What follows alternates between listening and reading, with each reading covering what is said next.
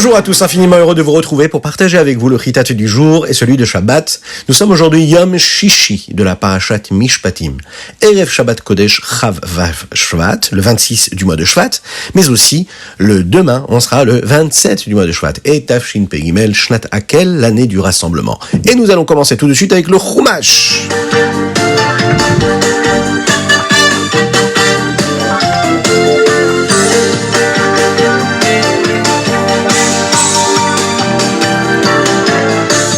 Dans le Chumash, nous apprenons ici qu'Akadosh Baruch Hu va promettre aux bénis Israël que s'ils acceptent de bien suivre ce qu'Akadosh Baruch Hu leur demande d'accomplir, c'est-à-dire de respecter la Torah et les mitzvot, ils auront la terre d'Israël, comme il l'avait promise à Avraham, Yitzhak et Yaakov. Mais il leur promet aussi que même dans le cas où ils vont faire des averot, Akadosh Baruch Hu enverra un ange qui les aidera et qui les amènera en Eretz Israël.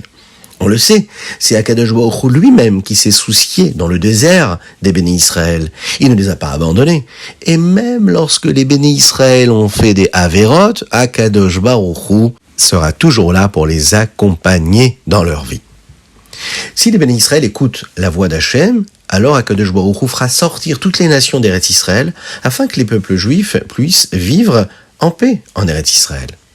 Par exemple, les bénis Israël n'ont pas le droit de faire la Avodah Zara, de servir des forces étrangères.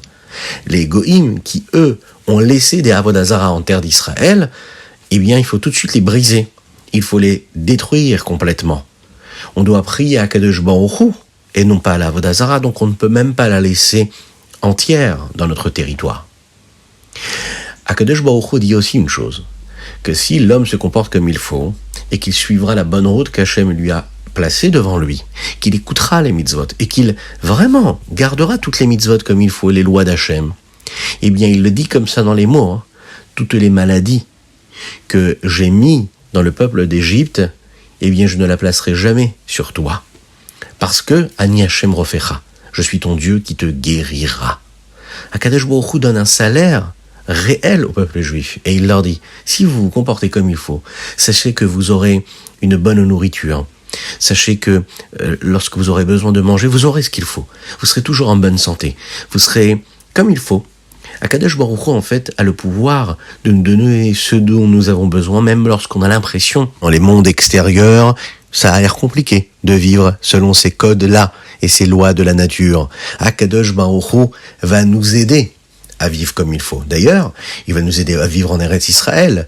Il nous donnera beaucoup de brachot. Une des brachot qu'il va donner, c'est qu'en Eretz Israël, toutes les mamans auront des enfants. Il n'y aura jamais des maladies, chas v'shalom, jamais des mamans qui auront du mal à avoir des enfants. Tout le monde pourra avoir une vie longue, une vie pleine de réussite, de longévité. Et Akadosh Baruch Hu va faire disparaître tout ce qui est négatif du peuple juif. Mais Akadosh Baruch Hu demande à chacun de s'investir, de faire des efforts, de prendre part à ce grand projet, de ne pas apprendre des goïms qui, eux, faisaient Avodah Zara. Et dans chaque génération, il y a une forme d'Avodah Zara. À chaque fois qu'on sert quelque chose d'autre que Hachem, eh bien, c'est une forme d'Avodah Zara. C'est la raison pour laquelle on va voir que dans la Torah, ici, on va revenir en détail sur ce qui s'est passé au moment de Matan Torah, du don de la Torah. À ce moment précis, il va dire à Moshe Rabbeinu, à Kadosh Baruch Hu, que les anciens, ceux que nous appelons les Ekenim, eux, avaient la possibilité de se rapprocher, de monter un petit peu sur le Har Sinaï, mais attention, pas jusqu'en haut. Il y a seulement Moshe Rabbeinu qui a pu monter jusqu'en haut du Har Sinaï. Et c'est précisément à ce moment qu'il va recevoir tous les détails qui concernent les lois de la Torah, les lois des mitzvot qu'Akadosh Baruch Hu lui avait données avant. Les bénis Israël vont entendre cela de Moshe, puisqu'il va répéter tout cela. Et lorsqu'ils vont entendre cela, ils vont dire, on fera. Tout ce qu'Akadosh Baruch Hu nous a demandé de faire, na'aseh, on fera. Et ensuite, on comprendra. Moshe va donc écrire toutes les parties de la Torah qui ont déjà eu lieu. Et le lendemain matin, il va construire un misbéach sur lequel il va apporter des korbanot pour célébrer cette promesse-là que les bénis Israël ont fait à Akadosh Baruch Hu d'accomplir la Torah et les mitzvot comme il le faudrait. Moshe Rabbeinu va monter au Har Sinaï pendant 40 jours et 40 nuits pour recevoir les louchot. Et là, à ce moment-là, Moshe dira aux bénis Israël qu'il reviendra après ces 40 jours. Il va laisser les anciens, les Ekenim, comme responsables des bénis Israël. Et lorsque Moshe a été dans ce Har Sinaï-là, il n'a ni mangé, ni bu, quoi que ce soit. Et pendant ce temps-là, Akadosh Baruch Hu lui enseignait toutes les mitzvot de la Torah.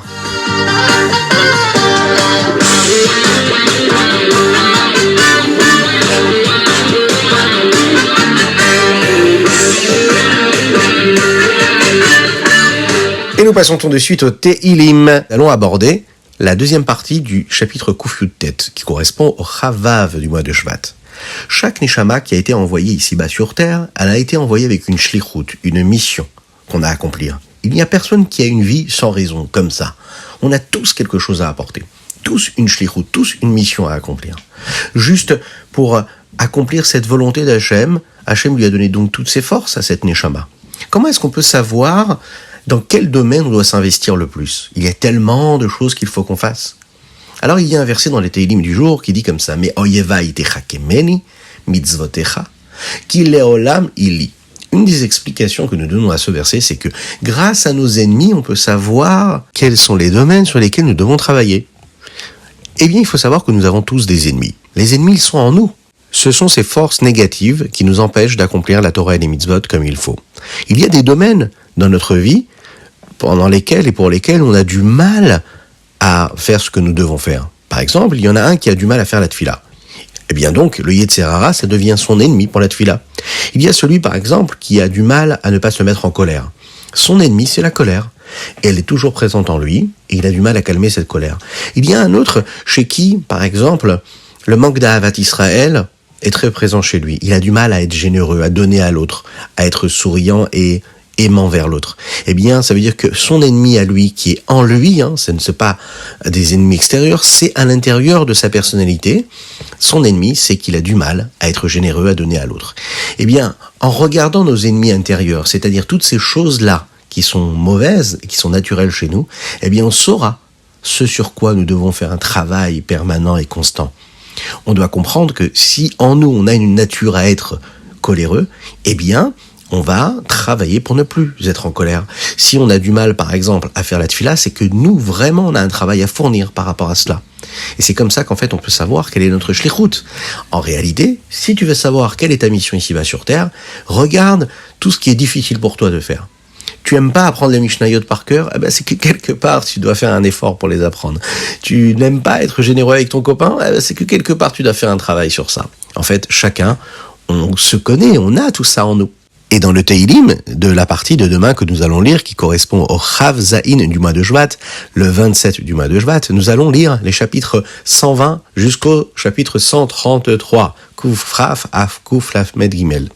Un jour, le Rabbi Marash a dit comme ça: si un juif n'a pas de parnassa, c'est pas que la parnassa lui manque, c'est que le bitachon bachem lui manque. Waouh! C'est que sa confiance en Dieu lui manque.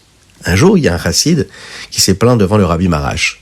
Et il lui a dit comment c'est compliqué, comment c'est difficile chez lui à la maison. Il n'a pas assez d'argent pour faire les courses. Et il est dit comme ça, il a dit ces termes-là, il a dit « Mais Aïn Yavo Ezri ». D'où me viendra cette aide-là? Vous savez, ce sont des mots qui figurent dans les Tehilim que nous allons lire demain, le jour de Shabbat.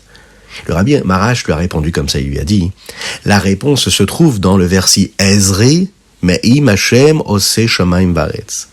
Ezri, me'im Hashem ose shamayim baretz. Akadosh Baruch Hu peut t'aider. Il se soucie en réalité de ce qui se passe sur terre et de ce qui se passe dans le ciel.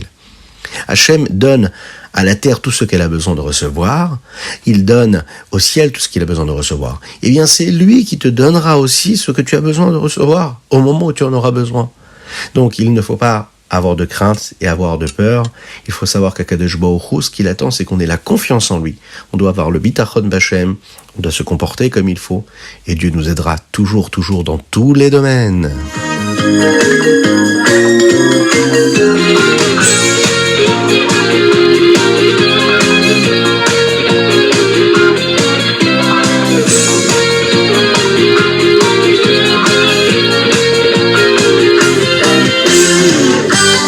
Est-ce qu'il vous arrive de vous installer pour commencer la tefila et de ne pas du tout être concentré?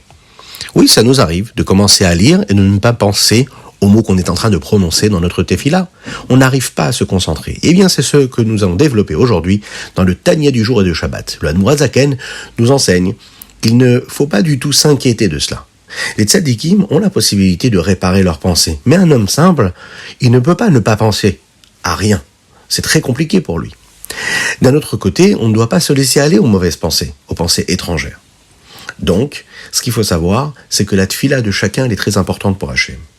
C'est la raison pour laquelle le Yetzer Hara, il craint tellement que nous fassions une bonne tefila.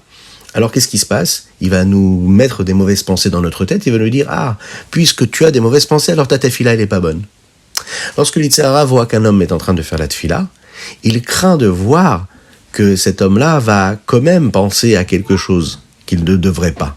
C'est la raison pour laquelle c'est une occasion qui est véritablement à notre portée et qui peut nous permettre de nous dire, justement, parce que je pourrais avoir une mauvaise pensée et être triste d'avoir des mauvaises pensées, je dois quand même continuer à prier comme il le faut. Ça, c'est la force du Yetzer Hara qui nous parle. Il sait trouver les mots pour nous rendre tristes. Alors, comment est-ce que le Yetzer Hara rentre dans chacun de notre moment de vie ? Le Rabbi Shlomo Zalman va nous dire ici que le Yetzer Tov et le Yetzer Hara se trouvent en nous. Ils ne sont pas dans deux endroits différents.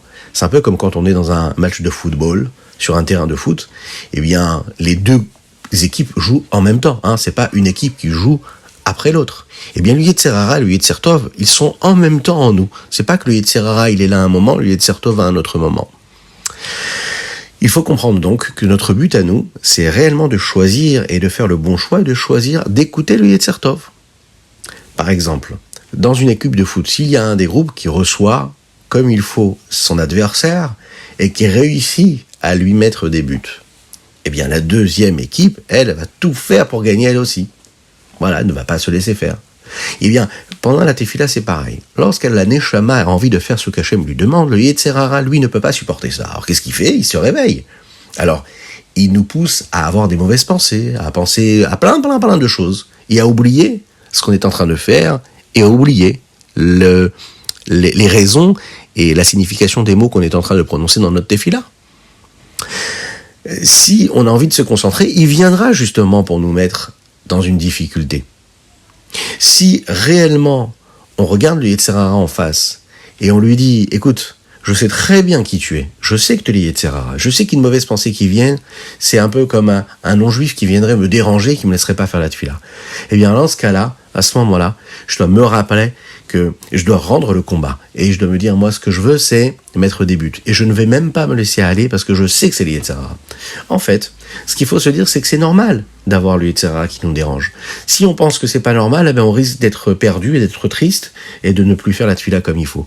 Mais quand on est conscient que le Yetzer Hara, lui, fait son travail et qu'on se dit que nous, le Yetzer Tov, on doit le laisser faire aussi son travail, alors à ce moment-là, on est tranquille.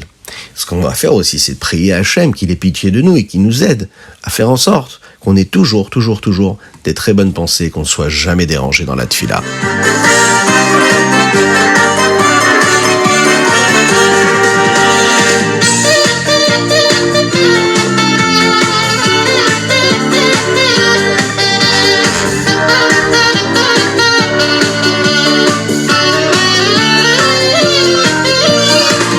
On va passer tout de suite au Hayom Yom pour conclure notre Chitatu du jour. Alors, dans le 26 Shevat, le Rabbi ici nous dit que quand on accomplit des choses en particulier, on est capable de montrer combien on aime le Rabbi et combien le Rabbi nous aime aussi. Le Rabbi aime ses chassidim. On peut écouter par exemple l'histoire d'un Rabbi, étudier la sikha d'un Rabbi, accomplir la mission que le Rabbi nous a donnée, prendre un stylo, un crayon, une feuille de papier et écrire une lettre au Rabbi. Eh bien cela, ça va nous amener à ressentir de l'amour pour le Rabbi.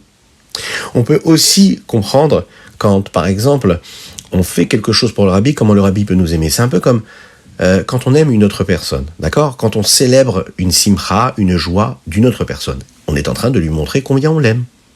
L'amour qu'il y a entre un chassid et un autre chassid, l'amour qu'il y a entre ces chassidim et le Rabbi, cet amour que le Rabbi il a pour nous, c'est elle qui doit remplir notre vie de vitalité, et c'est elle qui nous donne de la vitalité. Et cet amour-là vient d'un endroit qui est très profond dans la Neshama, dans notre âme. C'est quelque chose de très profond qui nous relie à Akadosh Baruch Hu. Et de la même manière qu'Hachem maîtrise, gouverne le temps et l'espace, cet amour-là est infini aussi. Bien qu'Akadosh Baruch Hu soit dans le temps et dans l'espace, il est infini, eh bien cet amour que nous avons n'est pas limité par le temps et l'espace. C'est-à-dire que si on aime un chassid, même qui est de l'autre côté du monde, de l'autre côté de la planète, même un chassid qui à ce moment-là précis peut être très très éloigné dans le temps ou dans l'espace, eh bien, on a la possibilité de lui dévoiler notre amour. Et c'est la même chose avec l'amour que nous avons pour le Rabbi. Et grâce à cela, le Rabbi, il nous rattache à Kadosh Baruch Hu de la meilleure des façons. Maintenant, qu'est-ce qu'il nous dit dans le Hayom Yom du Chav Zayin Shvat? Il nous dit qu'ici, qu'il faut qu'on fasse et qu'on prenne des bonnes décisions. Il dit que les chassidim, les premiers chassidim, avaient pris sur eux, à chaque fois qu'ils avaient, par exemple, une ta'ava, un désir, une pulsion de vouloir quelque chose, d'avoir envie de quelque chose, eh bien, ils brisaient cela et ils se disaient, voilà, au lieu d'avoir ce désir-là pour moi, je vais tout de suite décider de prendre une bonne décision pour mieux prier, mieux faire Avat Israël, mieux me comporter, mieux suivre ce qu'Akadosh Baruch Hu me recommande dans la Torah, dans les mitzvot, dans le Shulchan Aruch. Nous avons étudié cette notion-là de Hitkafia il y a quelques jours. Hitkafia, ça veut dire j'ai envie, mais je me retiens. Eh bien, la vérité, c'est que un chassid, il peut toujours vivre de cette façon-là. Se dire qu'à chaque fois qu'il fait quelque chose, il le fait pour Dieu. Et j'ai envie de vivre quelque chose, mais ça peut faire du mal à l'autre. Alors je m'arrête et je pense à ce que je pourrais faire pour Akadosh Baruch Hu. Je dois me dire que là, si je fais cette chose-là qui peut faire du mal à un autre juif, eh bien, je suis en train de faire du mal au fils d'Hachem, puisque mon frère juif, c'est le fils d'Akadosh Baruch Hu. Donc je me retiens, et qu'est-ce que je fais? Je fais quelque chose de positif, et je suis la volonté d'Hachem.